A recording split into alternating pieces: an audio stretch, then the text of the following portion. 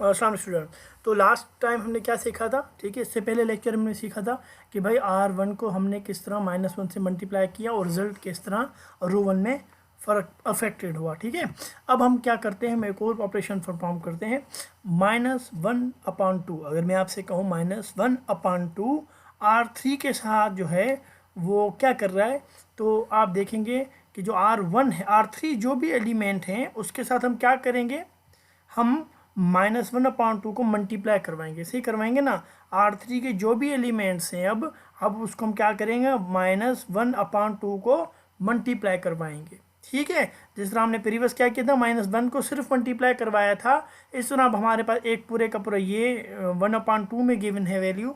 अब हम इसको क्या करेंगे, सारे एलिमेंट के साथ मल्टीप्लाई करवाएंगे।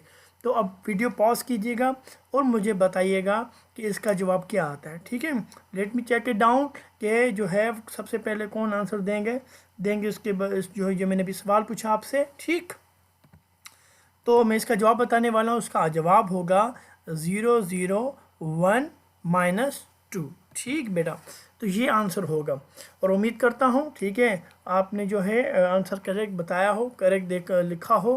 ठीक, उसके बाद अगर मैं चाहूँ इस तरह भी कर सकता हूँ, ठीक है, क्योंकि मैं 1 बाय 1 समझा रहा हूँ, इस तरह भी मैं कर सकता हूँ। आपको बोलूँ कि ऑपरेशन परफॉर्म करो और अफेक्टेड करके इस तरह आप लिख सकते हैं डायरेक्ट। उसके बाद हमारे लिए ये एक चीज़ और इम्पॉर्टेंट है, जो कि जो है मेडिकल स्टूडेंट के लिए भी इम्पॉर्टेंट है, कि ये एटलीस्ट इनको यहाँ तक तो चीज़ पता होनी चाहिए बेसिक मैथमेटिक्स के हिसाब से। अगर मैं आपसे कोई स्क्रीन पे क्या लिखा हुआ, बोलेंगे सर 2 + 2 लिखा हुआ है, ठीक है, इसका जवाब बता देंगे 4 है।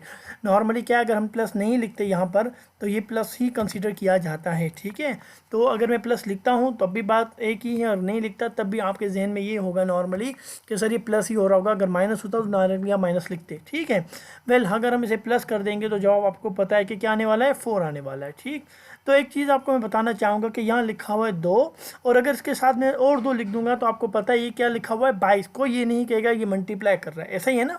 और अगर मैं इस तरह लिख दूँ तो डेफिनेटली आप कहेंगे कि अब ये इसका मल्टीप्लाई कर रहा है। ठीक है, अब इसको आप 22 नहीं कहेंगे ना। मैं उम्मीद करता हूँ मेडिकल स्टूडेंट वाले भी बोलेंगे सर ना अब ये 22 नहीं लग रहा, अब ये लग रहा है कि 2 इसके साथ मल्टीप्लाई कर रहा है। ठीक, तो ये एक बेसिक टर्म है जो उम्मीद करता हूँ आप सबको पता होगी। और उसके साथ अगर मैं आपसे एक और पूछूं बात कि भाई अगर मैं यहाँ पर -2 लिख दूँ, क्या लिख दूँ, -2, तो अब मुझे बताइए जवाब क्या आएगा। अब मुझे बताएं जवाब क्या आएगा।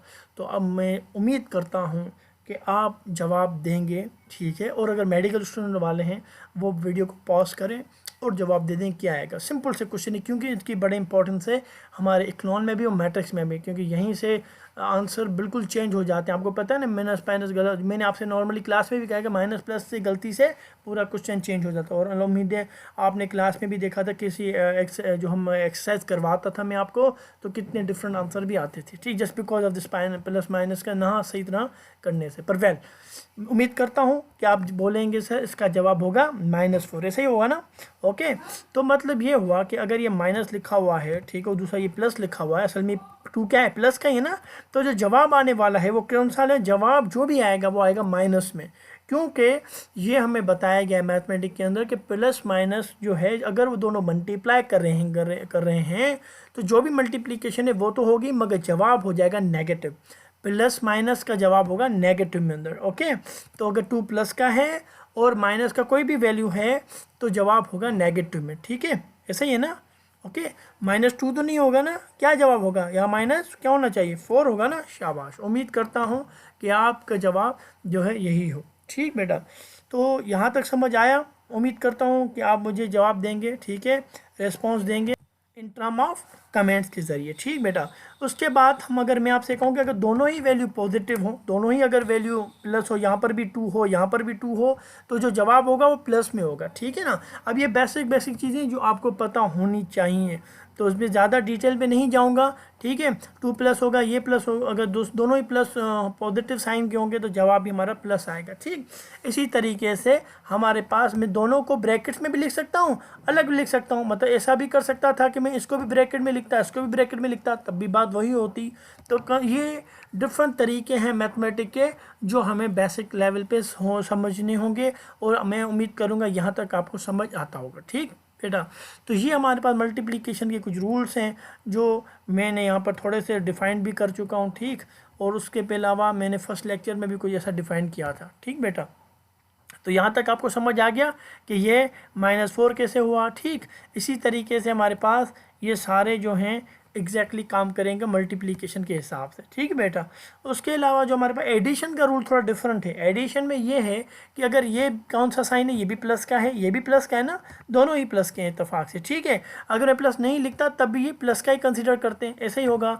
और इन दोनों का जवाब क्या आएगा? जवाब आएगा 4। ठीक, इसी तरीके से अगर एक माइनस का एक प्लस का है तो जवाब क्या आएगा? अब हमारे पास क्योंकि -2 माइनस जो है दूसरे +2 के साथ कैंसिल हो जाएगा तो जवाब 0 आएगा। अब जवाब 0 प्लस का आएगा कि माइनस का आएगा? आप बोलेंगे सर 0 जो है ना प्लस का होता है ना माइनस का होता है, कुछ भी आप लिख दें, डायरेक्ट 0 लिख दें, कोई मसला नहीं। ठीक, अब मुझे आप बताइए -2 + 4 का जवाब क्या आएगा? मैं चाहूँगा मेडिकल स्टूडेंट वाले अगर हैं ज़्यादा देखने वाले या वो भी देखने वाले हैं तो पॉज कीजिए, जवाब बताइए। ठीक, तो इसका जवाब जो होगा वो क्या होगा? -2 होगा या +2 होगा? तो उम्मीद करूंगा आप बताएंगे कि इसमें से कोई एक जवाब मुझे आप चूज़ करके बता देंगे। ठीक है, और अगर आपका जवाब वही है जो होना चाहिए, मतलब कि 2 होना चाहिए, तो उम्मीद करूंगा कि आपको यहाँ तक समझ आ रहा होगा। ठीक, तो ये 2 इसलिए है क्योंकि भाई यहाँ पर जो बड़ी वैल्यू उसके पास जो साइन होगी ना वो साइन रखी जाएगी आंसर में। ठीक, तो यहाँ पर जो प्लस है वो बड़ी साइन के साथ अटैच हो, इसी वजह से ये पॉजिटिव वैल्यू हो जाएगी। तो आपको पता है अगर ये नेगेटिव वैल्यू, इसका क्या मतलब हुआ? अगर ये -2 है इसका मतलब क्या हुआ?